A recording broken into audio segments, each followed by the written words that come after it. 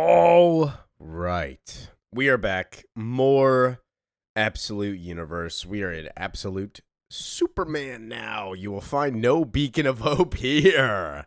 So yeah, let's just hop in. I wish there was an Absolute Supergirl. Now that I think about it, I honestly love Supergirl like a little bit more than Superman. Yeah, that's about it. I love Supergirl. Her concept is so good to me. Which means I hope they do Absolute Supergirl or something. Or we might just have to go over like Supergirl just for fun. But yeah, let's hop in. Years ago, 9 million light years from Earth, the planet Krypton was ruled by its cities. Already seeing it explode, baby. Rip Krypton. Fudge. I had to stop myself. I swore too much in the Absolute Wonder Woman, and I just noticed. I was like, man, maybe I shouldn't swear. Sprawling centers of advanced science and ancient law like Candor, when its lab-grown gardens, lava-powered energy plants, and its supercapacitors the size of skyscrapers, made entirely of sun, stone, crystal. In the cities worked the clerics of the Science League, harnessing the energies of the red sun and the planet itself to fuel their insatiable hunger for progress at all costs. They were the Krypton ruling class, the most venerated minds on the planet. My parents were not among them. Let's go. That is the main difference of this Superman.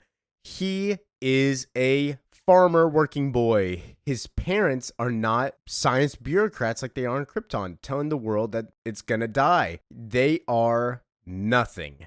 So we pick up with them here. Rains late. Yeah, the Sky Department must be having trouble maintaining cloud systems with this gemstorms. They say the one near Zans have been blowing for frosty days, hailing sapphires the size of your fist. Krypton's always been a tough old ball of sun-beat grit, specifically out here, but I swear these days, something's wrong with the dirt. The farm needs the rain. The clerics charged me for an early morning downpour, but I haven't seen so much as a drizzle. You know how it is. The Science League, the science always takes a bit longer when it's for the Redlands. I'm sure they got all the rain they need in Candor and Argo today. So the Science League controls all. We are corrupt as hell on Krypton, it seems. So here we are with one of their neighbors and also Superman's mom, who seem to be farmers on Krypton, that the Science League controls how their weather does, which it basically controls how their income works. You pay monthly bills to maintain water. In exchange, you get to keep your stuff, basically. It seems that Superman's parents are still pretty genius. They just chose not to be in the Science League. And we will see more of that. As she says, 3,000? That's obscene. I can build your cloud seeders for that. You would get arrested for illegal sciencing. But we don't see Jor-El, as this neighbor's like, where is your husband Jor-El? Well, he's going underground today. He must have been 1,000 times by now. Well, yes, he's been 3,475 times. But this time, all my guts are twisted into knots. And then we see Rain actually show up from the Science League. At this time, she sits outside in the rain and says, you paid a lot of crim for this, Rain. Get your money's worth. This isn't going to be a single issue about the backstory of Krypton. It's usually spanned out in a couple issues. But we pick up with Superman saying, in school, my mother, Laura Larvon, was an exemplary student, destined for great things, everyone said. She wrote an essay criticizing Krypton's lack of funding for interstellar exploration. For this, she was labeled unruly and forbidden forever applying to the Science Academy. She was only 9 years old. She wanted to be an astronaut. The class structure of Krypton defined all aspects of life, and its pinnacle reigned the Science League. On the bottommost rung of that ladder toiled the Labor Guild. Class distinctions were of much importance that citizens were required to wear their status at all times. The crest of labor was seen as a mark of shame, the sign of poor and unskilled. People like my parents wore it with pride. We were the children of the sun, they said, those who made their way with their own hands. We were the people of steel. So we see that Superman's symbol is not a beacon of hope. It is not a family crest. I don't know why I paused so long. It is the mark of laborers. If you wear it, you are bottom class, essentially. His parents were bottom class. They were called the people of steel. So Superman, Man of Steel, but we finally get to see Jor-El in his little spacesuit. I'm not seeing anything at all. No stress fractures, no dimpling, nothing that looks like a sort of sinkhole or cave-in. Are your diggers really heard splintering? Yeah, they swore up and down. Loudest they could remember, and they going under for so long they're half a slag rat. We scanned and scanned. There's nothing but solid rock and sunstone for 5 clicks in every direction. There's no danger down here. Just some diggers who lost their nerve. We need to reopen their mine. But Jor-El examines the crystals. It's your call. You're the engineer, Jor-El. I'm listening to what you're trying to tell me, Krypton. As such, usually Jor-El is the one that knows Krypton is about to explode and tells everybody. It's not any different here, it seems. But the man in charge of the mine comes over. What are you guys doing not digging sunstone? And Jor-El says, hey man, we're listening. This structure stability is in the question. We can't do that. We'll die. We might die. And essentially, the person in charge says, take a look at my chest. Glance down at yours. March upstairs. Tell those diggers the League of Middle Management said to get to your sorry skinbacks back to work. Tell them. And one of the people behind Jor-El says, I'll go tell him. No, man, what are you doing? Go to the surface. I'm going to launch the probes myself. And then the person in charge is like, what are you doing? If you're not listening to me, you're going to be digging in these trenches by the time I'm done with you. And then we see the cave rumble. My father, Jor-El, was set to graduate the Science Academy with impeccable marks. A high-ranking position in the ruling class awaited him. At his graduation ceremony, he gave a speech condemning what he saw as the Science League's environmental recklessness. Their pillaging of Krypton's natural resources was endangering the planet, he warned, and without drastic reforms could someday lead to global catastrophe.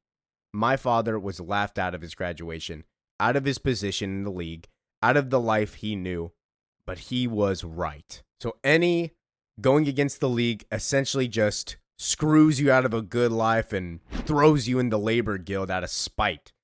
But he was right. My homeworld was rotting from within. The towering cities, the wind-swept redlands, purple farms and crystal forests of great glass mountains of Zard, the scientists, the laborers, the elves, all of it, all of Krypton was doomed. And we see Cave basically exploding from within, releasing green poison, kind of what kryptonite is, green radiation. But Superman continues on. Almost all of it was destroyed.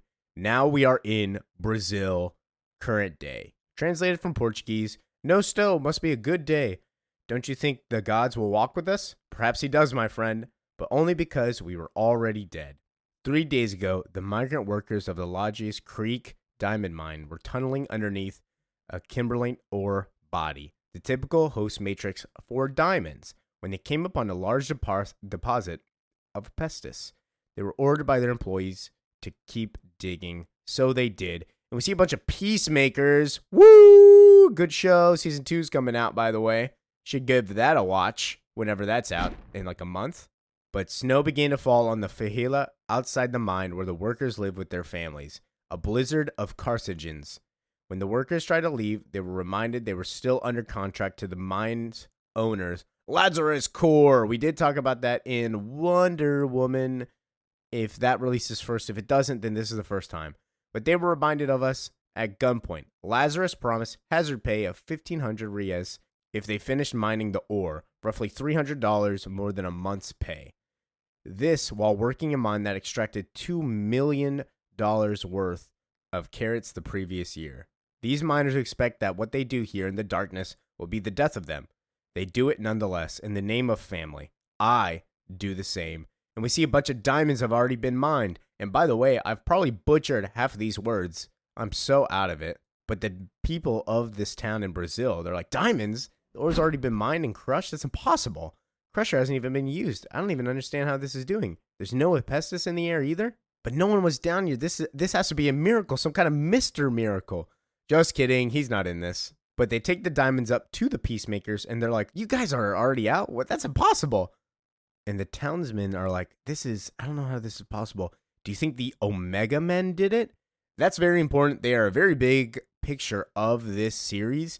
The Omega Men in the mainline comics are, as I know, part of like another solar system's regime against a tyrannical government. They are in, I believe it's called the Omega Men comic. It's with Kyle Rayner as Green Lantern. I read it. It's by Tom King. I thought it was pretty good.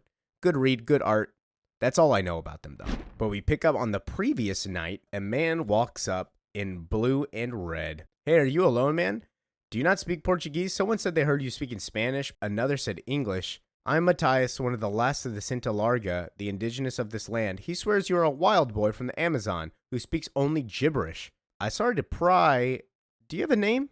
And this man uses X-ray vision. Not anymore. What do you want from me? Well, we face a blizzard. Tonight, there'll be barbecued boar and grilled plantains, and we will drink capasha until the dance to sleep comes. Please join us. You will be family. And this man replies, I've seen a lot of places like this, industries that run on suffering. How do you know which is the truth? And the man says, you know when you have something that is worth fighting for, that is truth. But what if you have nothing? I have to go. More work to do, but thank you. So this is Superman. We don't know yet how long he was sent here, how old he was. He's alone, no family, no Pa, Ma, Kent. What happens to a Superman when he's all alone with no family? He's not really a Superman, and he's not really fighting for anybody. He's not fighting for the good of humanity when he's alone. That's kind of the dilemma that this Superman, absolute Superman, is faced with. But picking up on present day, they punch this man down. Peacemaker says, you think you're stupid? Those diamonds didn't mind themselves. Someone among you enjoys breaking the peace. Who is it? After everything Lazarus has done for you guys, Lazarus means life. But maybe you oughta. And somebody says, hey, all workers came to their shift besides one. We gotta go get that guy. And Superman is sitting in his little cabin. Peacemaker's approaching. Conflict is imminent. Solar charging suspended. Instigating wake-up procedures. I should have been gone. On to the next mine. Next corporate pig farm. Sweatshop factory. Years of running all across this planet. From the jungle to the big waters to whatever you call those places that are nothing but sand. It's always the same. Always misery. Always Lazarus. Except this time, I've left myself weak and sun-starved, dreaming of a time long ago when I still knew who I was. Kal-El. So, Superman's suit is an AI. That's essentially where we're at. But the Peacemakers show up, and Superman does what he always does and punches the ship down. Open fire on him! Maybe it's for the best I hadn't already left, because after years of watching these people treat the poorest and lowest among them as little as more than cattle, I got tired of running. And his suit, oh, so good. Black suit, his hands are like charged with kinetic energy of where he's punching, and he's just taking bullets. So this Superman, somewhere along the way, just started going from little colony to colony, saving people for whatever reason because he just wanted to and was sick of this corporate greed. And now he's fighting the Peacemakers head on because he got tired of running. Interesting. Like the other Lazarus Corps forces we've encountered, their weapons and armor and corporate technology not native to this galaxy. And Superman talks to his suit. Yeah, but if I'd hit them, will they live? Yes, but I advise against that. I don't care. I know what you're going to say, Sol, but we're not leaving until the miners are safe. And then we see somebody talking, rounds ineffective, adjusting ammunition, printing maximum caliber. Kal-El, this planet of combustion engines, fanatic religions, and thermonuclear weapons, these people are never safe. And neither are you if you insist on exerting yourself in this manner. Solar energy levels are quite depleted. And we see him say the workers are in danger, and he just speed blitzes through and saves them all. And the man says, oh my, you're the guy who I spoke to the other day. Yes, if Lazarus won't pay you, you should take the diamonds and sell them to someone who will. But please, just get everyone out of here. Kal-El, you must leave. And he gets hit with electricity. Attention, Peacemakers of the Reaper drones, you bucket-headed half-wits. That's an order from Lazarus Command. The director himself wants the target alive. I don't know who this guy is, but he's got this phenomena field team, as he calls it. Agents, what do you guys see? Well, somebody responds, physical abilities are beyond good, beyond all human scale. The same subject as the Botswana and Harvey incidents. Someone has some kind of interference with these images. It's the suit, though. You can see it shifting, changing shape. It's living armor around him. And I swear he's talking to him. Good eye, Agent. Who is that? We'll see in a second. All right, people, get ready to hit the ground. And we see Kal-El scream, you cannot control, and he lets out an energy burst, destroys a bunch of stuff. Soul, shut me down. Cal, it is my mission to protect you, to guard the last living vestige of the House of El. So if I must urge you yet again, do not engage. Don't risk your life for these people. Leave. Return to the shadows. You must leave. Forget the lesson of Krypton. Some worlds cannot be saved, not from themselves. And the Lazarus team field comes up. Got tanks, field operatives. Yeah, maybe you're right, Soul.